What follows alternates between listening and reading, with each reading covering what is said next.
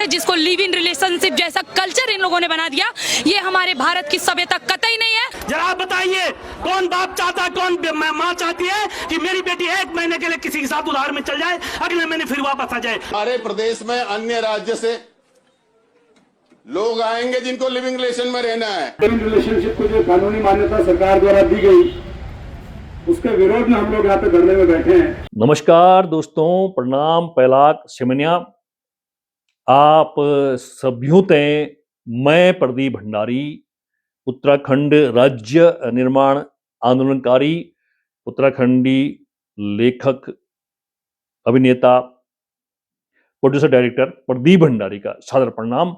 दोस्तों, आज बात कर रहे हैं हम ये 30 दिन की शादी की वाली बात, 30 दिन की कॉन्ट्रैक्ट मैरिज वाली बात, 30 दिन लिव इन में रहने वाली बात, जिसका इतना हो हल्ला मचा हुआ है।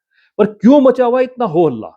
तो देख रहे हैं आप कैसी कैसी बातें लोग कर रहे हैं, कैसी कैसी वीडियो बन रहे हैं, कैसी कैसी मांगे हो रही है। क्या है ये 30 दिन का लिव इन रिलेशनशिप, क्या है? इस बारे में मैं आऊंगा दोस्तों, लेकिन उससे पहले कहना चाहूंगा कि 27 जनवरी को प्रदेश में प्रदेश सरकार, प्रदेश की मुखिया, यहाँ की मुख्यमंत्री पुष्कर सिंह धामी जी का dream project UCC, uniform civil code, समान आचार संहिता का बड़ा ढोल पिटा जा रहा है। बड़े अखबारों में बड़े बड़े लंबे लंबे लेख, वार्ताएं, तमाम तरह के विज्ञापनों के रूप में भी आ रहे हैं। यूसीसी कितना उपयुक्त है? यूसीसी हमारे उत्तराखंड के लिए कितना सही है, कितना सही जा रहा है? एक साल में कितना सही गया है?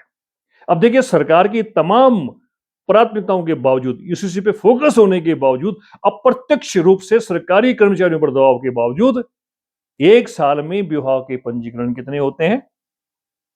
3,94,000। 3,94,000।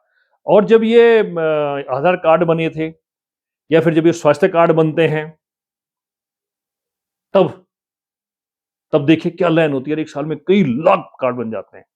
लेकिन इतना प्रोत्साहन होने के बाद भी यानी कि लोगों का उत्साह नहीं है इसके प्रति। अब जो मर्जी कहते रहे। अब देखिए, जो 2010 से जो शादियां हुई हैं मार्च से, उन सब पे ये लागू होता है। मैं सोचता हूं कि 2 करोड़ की आबादी है तो 1 करोड़ के तो रजिस्ट्रेशन होनी चाहिए। अरे चले 50 लाख के लगा दीजिए, तो एक साल में क्यों नहीं 50 लाख रजिस्ट्रेशन हो गए, या 25 लाख तो होने चाहिए थे इतने। क्योंकि बहुत सारी योजनाएं हैं सरकारी कि अगर आप विवाह का पंजीकरण नहीं करेंगे तो आपको लाभ नहीं मिलेगा। उसके बावजूद भी रजिस्ट्रेशन केवल 4 लाख पूरे नहीं हो पा रहे हैं। तो दोस्तों, ये जो है, अच्छा इसमें देखिए यूसीसी का हाल देखिए कि माननीय मुख्यमंत्री जी बड़ा प्रचारित कर रहे हैं कि प्रदेश देश का सबसे पहला राज्य जिसने यूसीसी लागू कर दिया। यूसीसी लागू कर दिया, यूसीसी लागू कर दिया, समान आचार संहिता, समान नागरिक आचार संहिता। कहां समान है भैया? इस एक्ट में साफ लिखा हुआ है कि जो अनुसूचित जनजाति हैं उन पे लागू नहीं होगा, अनुसूचित जनजाति पे लागू नहीं होगा। उत्तराखंड की 5 अनुसूचित जनजातियां हैं, जिसमें जौनसारी, भोटिया, थारू आदि आदि। और देश भर में करीबन 705 अनुसूचित जनजातियां हैं। और जो आपका यूसीसी एक्ट है ना माननीय मुख्यमंत्री जी, ये केवल उत्तराखंड के लिए नहीं है, पूरे देश के लिए है। और देश के लिए नहीं, विदेश के लिए भी है। लिव इन में विदेश का आदमी भी शादी कर सकता है यहाँ की लड़की से, ये लड़का लड़के कुछ भी। तो अब वो 705 जातियां आपने बाहर कर दी, यहाँ की 5 जातियां बाहर कर दी, उन पे ये लागू नहीं होता है ये कानून। वो इस कानून का यदि अच्छा है तो उसका लाभ नहीं ले पा रहे हैं, तो समान कहां हो गया? खैर, यूसीसी में बहुत ज्यादा नहीं कहूंगा। यूसीसी के अन्य प्रावधान जो शादी की पंजीकरण है, विवाह पंजीकरण है, संपत्ति का है, तमाम है, बहुत सारी बातें हैं उसमें, बहुत सारी बहुत अच्छी बातें भी हैं। लेकिन जो लिव इन है, लिव इन पे मैं क्या, पूरा समाज उत्तराखंड का, पूरा समाज, विद्युत समाज, उत्तराखंड का सनातनी समाज, उत्तराखंड की लोक संस्कृति का संरक्षक समाज, तमाम जागरूक वर्ग, उत्तराखंड राज्य निर्माण आंदोलनकारी तमाम लोग इस लिव इन एक्ट के विरुद्ध हैं।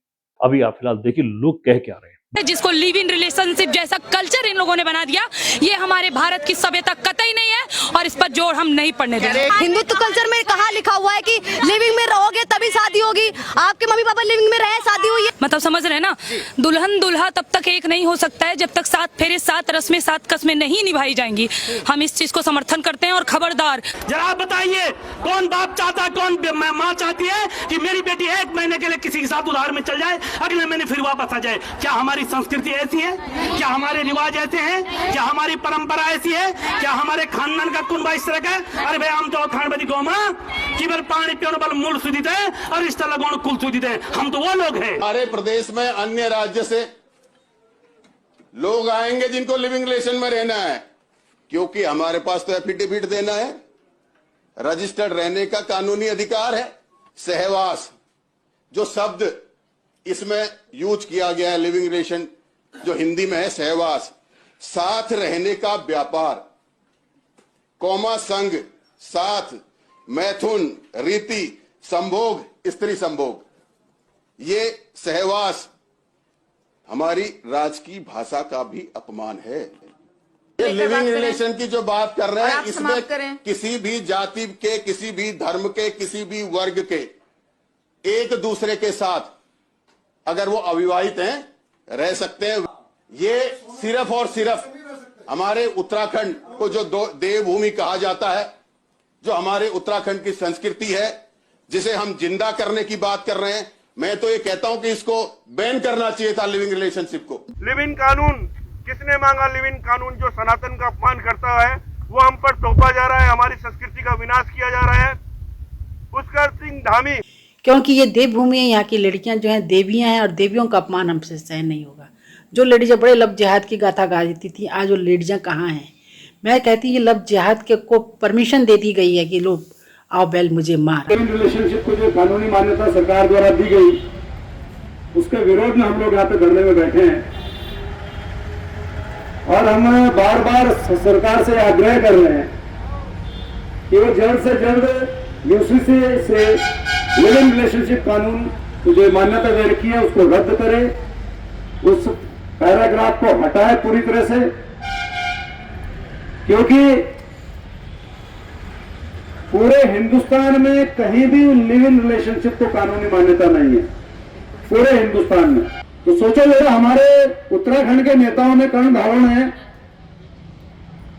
हिंदुस्तान की संस्कृति तो छोड़ो, विश्व की संस्कृति में जिसको जिन्होंने लिविंग रिलेशनशिप को नकार दिया था, कानूनी मान्यता नहीं दी थी, उसे कानूनी मान्यता दी है।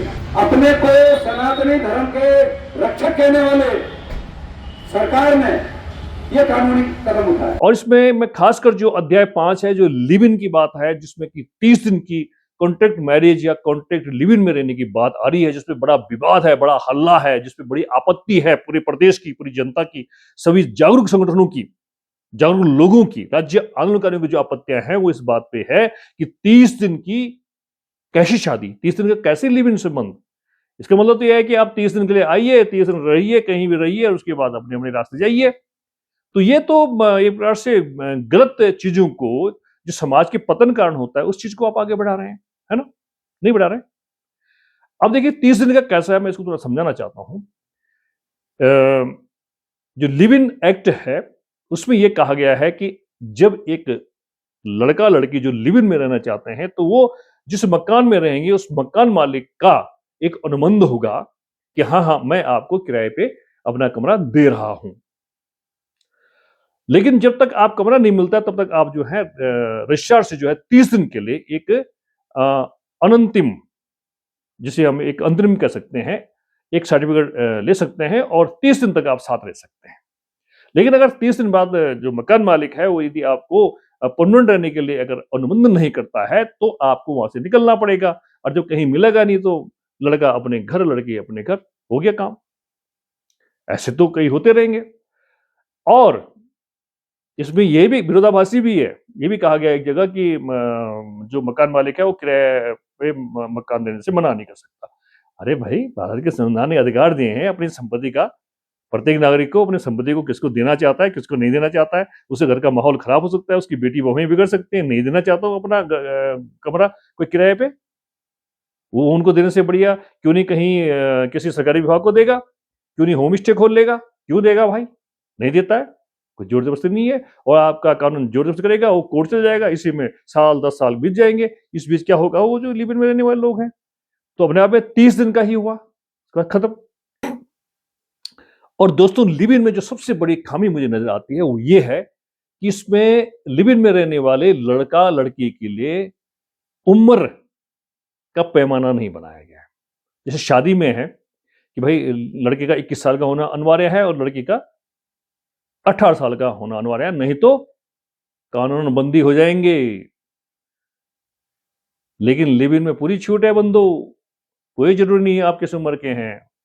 आप 21 और 18 पूरी करते हैं नहीं करते हैं, आप 15 साल के हैं, आप 10 साल के हैं, आप कितने साल के हैं, कोई पाबंद नहीं है, न्यूनतम कुछ भी नहीं कहा गया उसमें।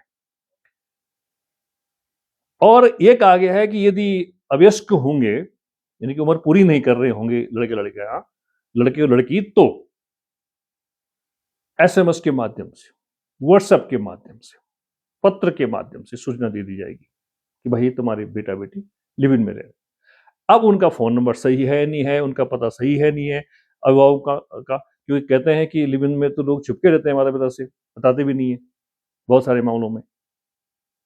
तो भाई फिर अवयस्क होंगे तो क्यों देंगे? ये कहीं नहीं है कि वहां से पटवारी या वहां पे थानाध्यक्ष या पुलिस जाकर के इंक्वायरी करके आएगी, उसके माता पिता को मिल के आएगी, बता के आएगी, ऐसा कुछ नहीं है। भेज देंगे SMS पहुंचे, मेल भेज देंगे पहुंचे, कोई देखे नहीं देखे, पत्र भेज देंगे पहुंचे, कुछ मतलब। तो ये तो हमारे भारत देश का जो कानून है, शादी मैरिज एक्ट, उसका भी उल्लंघन है। और इसमें देखिए दोस्तों, इसमें ऐसा भी है कि जो लिव इन में रह रहा है, कोई भी लिव इन पार्टनर, उसकी जब मर्जी आए वो कभी भी जो है लिव इन के संबंध को समाप्त करने की अपील कर सकता है और उसको छूट भी मिल जाएगी। और ये तो है ही कि भाई जो अगर बाई दफे लिव इन में रहने वालों का बच्चा हो जाता है, तो यदि लड़के का घर हो या लड़के का घर हो, तो उस लड़के का घर तो एक दूसरे का घर तो हो ही गया हो। माना कि लड़के का घर है, लड़के के पास नहीं है, तो लड़के का घर भी लड़के का घर हो गया है ना, यानी कि उसके ससुर की संपत्ति उसका भी अधिकार हो गया है। लेकिन साथ में उनकी संतान होती है, तो जो दादा की या नाना की संपत्ति है उसमें भी उसका अधिकार हो जाएगा। तो मेरी फिल्म पड़ी हुई है जो हमने बनाई थी, लिव इन UK, मैं यहाँ लिंक दे रहा हूँ, आप देखिएगा, उसमें जरूर देखिए। जिन्होंने लिव इन फिल्म नहीं देखी, मैं लिंक दे रहा हूँ, इस फिल्म को आप जरूर देखिए, शॉर्ट मूवी है दोस्तों। इसमें बहुत सारी खामियां हैं और हमारा कहना यह है, हमारा तो एक ही मांग है सरकार से, माननीय मुख्यमंत्री जी से, प्रदेश सरकार से हमारी एक ही मांग है कि लिव इन जो एक्ट आपने बनाया है वो उत्तराखंड की देव संस्कृति के अनुरूप बिल्कुल नहीं है, उत्तराखंड के समाज के अनुकूल बिल्कुल नहीं है, सनातन के अनुकूल बिल्कुल नहीं है। लिव इन की कोई जरूरत ही नहीं है, किसी ने मांग ही नहीं की है। तो दोस्तों एक बार पुनः आप सभी का धन्यवाद, और इस पर जरूर समीक्षा कीजिएगा, जरूर सोचिएगा, मेरे इस वीडियो पे अपने कमेंट्स, अपनी राय दीजिएगा, शेयर कीजिएगा, और समाज हित में, प्रदेश हित में, उत्तराखंड की लोक संस्कृति को बचाने के हित में आगे आइए और लिव इन एक्ट को समाप्त करने की मांग आप भी कीजिए, क्योंकि पूरा जागरूक समाज इसकी मांग कर रहा है। नमस्कार, और मेरी बनाई हुई फिल्म लिव इन UK जरूर देखें। नमस्कार। ज्योत जगी छे ज्वा जुग जुग बाटी, ज्योत जगी छे ज्वा जुग जुग बाटी।